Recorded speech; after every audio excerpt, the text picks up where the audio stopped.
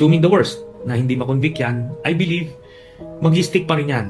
Hindi makakalimutan ng mga tao na magnanakaw si Sara. Yun lang naman ang point doon. Pag nakita nila yon, siguro naman hindi nyo iboboto yung magnanakaw sa pagka-presidente ng Pilipinas. Obviously, paninira lang talaga ang gusto mo, kaya mo ito ginagawa.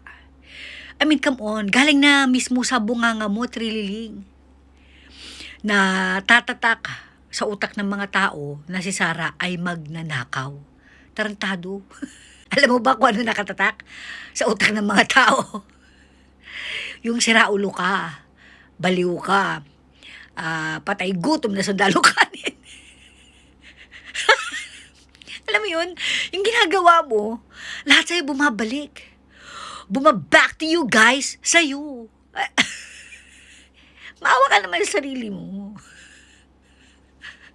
Oh my gulay. Diba? Obviously, it's all about paninira. Dahil ganyan ginawa mo kay Binay eh.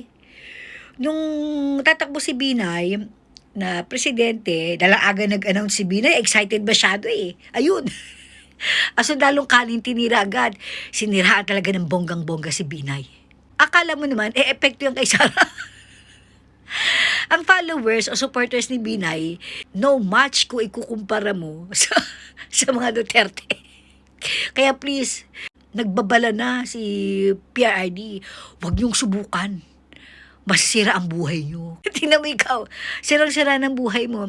Kasi diba, sinubukan mong siraan ng mga Duterte. O ano nga sa'yo? Di nasira din ang buhay mo. Kago. Kaya nang yan, paulit-ulit nakakaumay na sinasabi mo magnanakaw si Sara.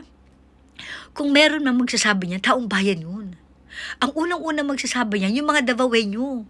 Sila ang unang-unang dapat nakakaalam niyan.